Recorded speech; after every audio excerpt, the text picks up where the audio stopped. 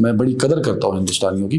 وہ بیچارے سارے پیسے مودی جی نے ضائع کراتے ہیں. وہ ادھے بندے بھوک تو مار رہے ہیں ہوں سارے لگے نے. وہ پہلے کینسل نہ ادھر کی پتا جو بھی کہہ رہا ہے جھوٹ بول رہا ہے. اسلام آباد ہائی کورٹ نے کہا کہ 2025 میں ساڈے کول اینے کو کیسز نے کہ نواں کیس سنن دے ساڈے کول ٹائم ہی نہیں ہے کہ عمران خان صاحب اڈیالہ جیل میں نہیں ہوں گے. تو جب تک وہ سورس کوڈ نہیں تے رکشا ہی ہے جتنے مرضی لا جاؤ. If there is no source code بلکہ رکشا بھی چنگا ہے. مطلب میں منڈے نوں کہوں گا رکشا پھاڑ دے دہی بلے لیا اینوں کہوں گا رکشا پھاڑ تے روٹی لیا. وہ رافیل تے دہی بلے پھڑن جو بھی نہیں.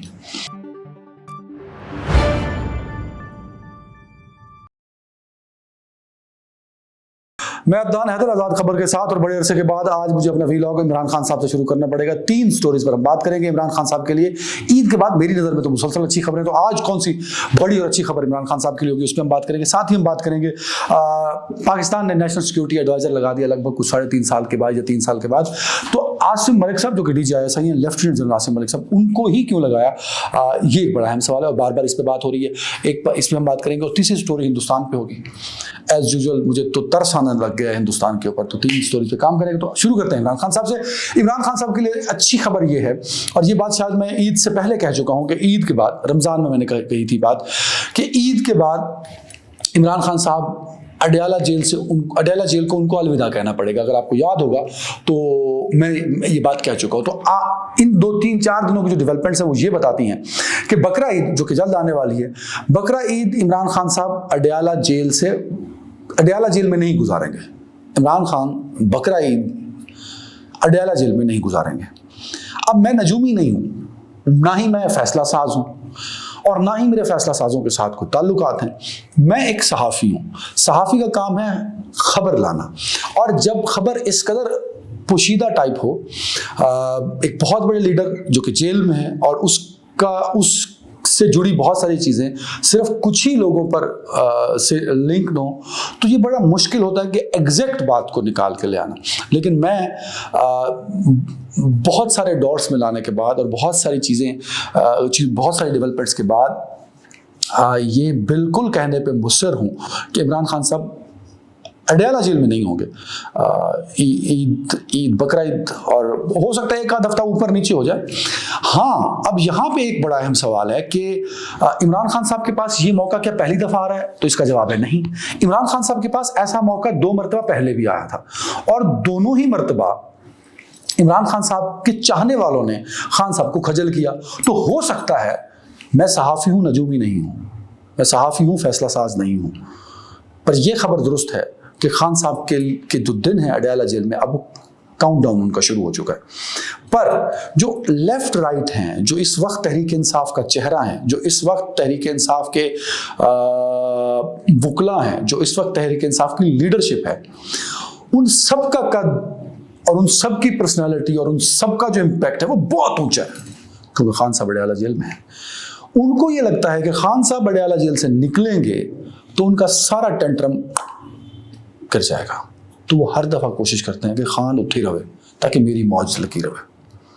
تو دیٹس وائی اگر وہ کوئی رنگ میں بھنگ نہ گھولیں تو اب کوئی اور بڑی وجہ رہ نہیں گئی. Things are very clear. اب کچھ ایسے ہی باتیں ہیں جو میں نہیں بتا سکتا, میری پروفیشنل ذمہ داری ہے. کچھ اپیرنٹلی ڈاٹس ہیں وہ آپ بھی ملا سکتے ہیں. 9 مئی کے جو نامزد تھے ان کی ان کی ضمانتیں شروع ہو چکی ہیں. اعجاز چودھری صاحب سینیٹر جو بڑے عرصے سے زیر آتاب تھے, ان کی بعد از گرفتاری ضمانت منظور ہو چکی. تو یہ ایک آرگومنٹ ہو گیا 9 مئی کے لیے جو گرفتار تھے یا جو نامزد تھے ان کے لیے relief. This is an argument as well. Imran Khan صاحب کا جو ٹویٹر ہینڈل ہے وہ اب عید سے اب تک 6 ٹویٹ ہوئے ہوں گے, 5 یا 6 مجھے گن لینے چاہیے تھے, ویسے اتنے ہی ہوئے ہوں گے.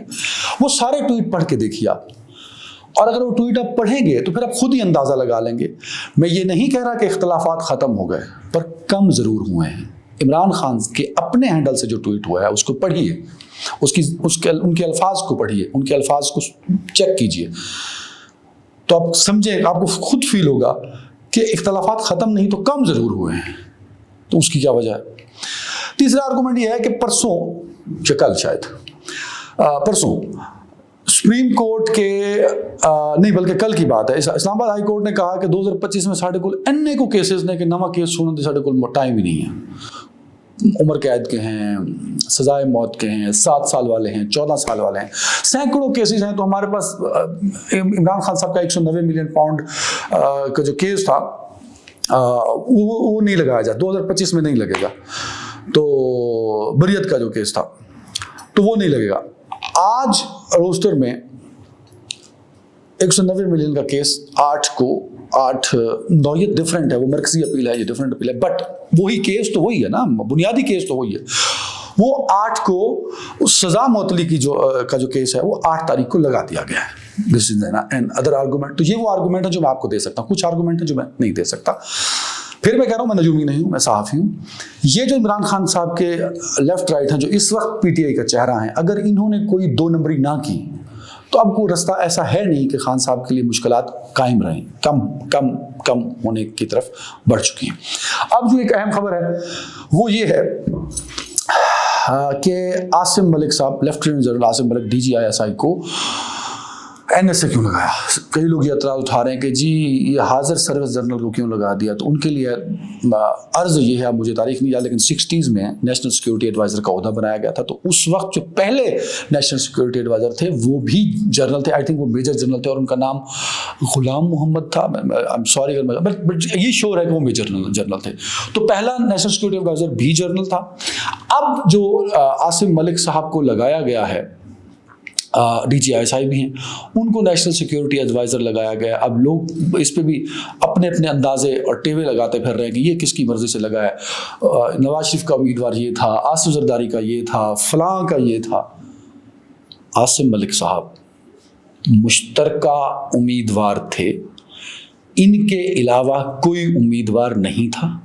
जो भी कह रहा है झूठ बोल रहा है, और यूट्यूब में तो झूठ ना बोलूँ, कुछ अर्से तक मैं भी बोलना शुरू कर दूंगा।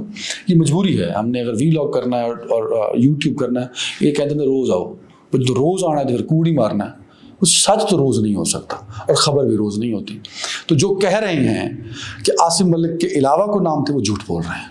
इट इज़ अ कंसेंसस कि DGI lieutenant general Asim Malik साहब ही वाहिद नाम थे। क्यों लाया गया उनको, ये एक सवाल है।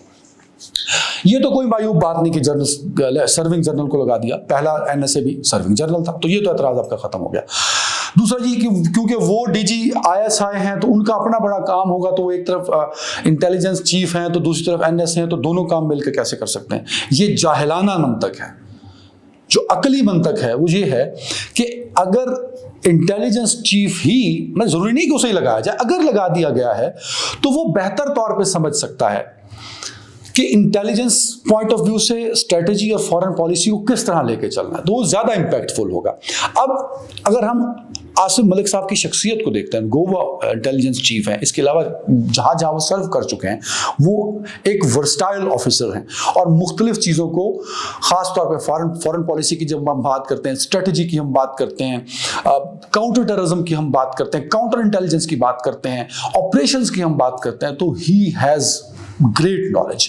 दूसरा एकेडमिक की जब हम बात करते हैं, क्योंकि आई थिंक वो PhD डॉक्टर भी हैं, तो सो डॉक्टर आसिम मलिक भी उनको लोग कहते हैं, तो he is a knowledgeable and well equipped man.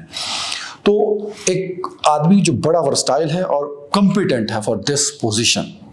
और क्यों लगाया गया, उसकी बड़ी वजह यह है कि पाकिस्तान और हिंदुस्तान के दरमियान बैक चैनल मुज़ाकरात शुरू हो चुके हैं। जी, हो नहीं रहे, हो चुके, होने नहीं है, सॉरी, हो चुके हैं।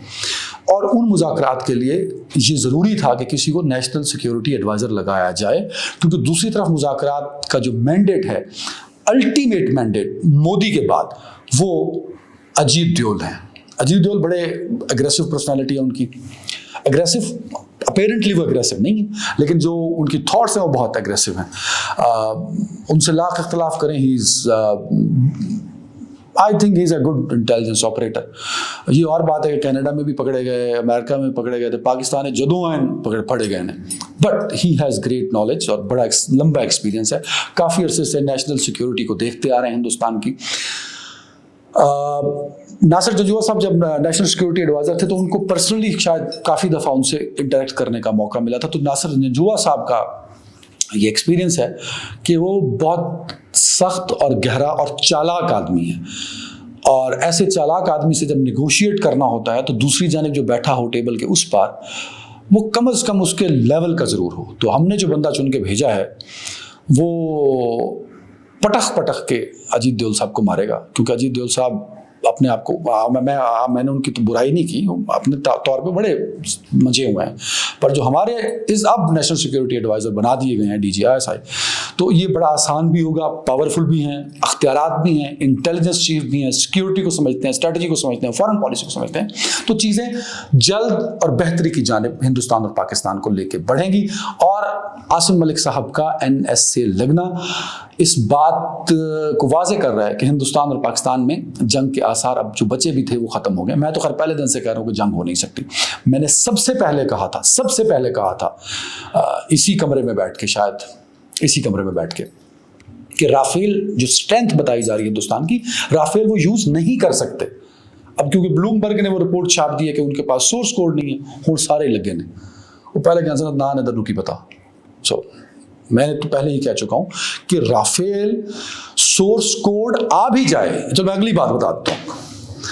ویسے تو وہ نہیں دیں گے ان کو ابھی فرانس والے، کیونکہ ابھی باقی ڈیل ہے، جب تک وہ ڈیل پوری نہیں ہوگی تب تک سورس کوڈ نہیں آئے گا. اب ہندوستان ان سے مزید رافل طیارے نہیں خریدنا چاہتا، یا اتنی جو 70 ہیں یا 72 ہیں، باقی 30-35 اور ہیں وہ نہیں خریدنا چاہتا، کہتا ہے 10 دے دو 12 دے دو. تو اب وہ کانٹریکٹ کو وائلیٹ کرے گا تو وہ سورس کوڈ اپنے پاس رکھیں گے. تو جب تک وہ سورس کوڈ نہیں تو رکشا ہی ہے، جتنے مرضی لا جاؤ. If there is no source code, بلکہ رکشا بھی چنگا ہے، مطلب میں منڈے نو کہوں گا رکشا پھاڑ دے دہی بلے لایا، انہوں کہوں گا رکشا پھاڑ دے روٹی لایا. وہ رافیل تو دہی بلے پھڑن جو کبھی نہیں، مطلب وہ ہے نہیں، انہوں میوزیم میں رکھ دو، ہر وڈے شہر ایک میوزیم تو big bird. So I'm so sorry یار، میں بڑی قدر کرتا ہوں ہندوستانیوں کی. وہ بیچارے سارے پیسے مودی جی نے ضائع کراتے ہیں، وہ ادھے بندے بھوک تو مار رہے ہیں. میں امرتسر سے چنائی تک بائی بس گیا ہوں، بائی روڈ سوری. کوئی ایک شہر ایسا نظر نہیں آیا مجھے جہاں لوگ سڑکوں پہ فٹ پاتھ پہ نہ سو رہے ہوں. تو وہاں غربت اتنی زیادہ ہے کہ آپ وہاں انویسٹ کرنے کے بجائے آپ کہتے ہیں اور لڑن جو کہ تسی پورے سو رہے ہو.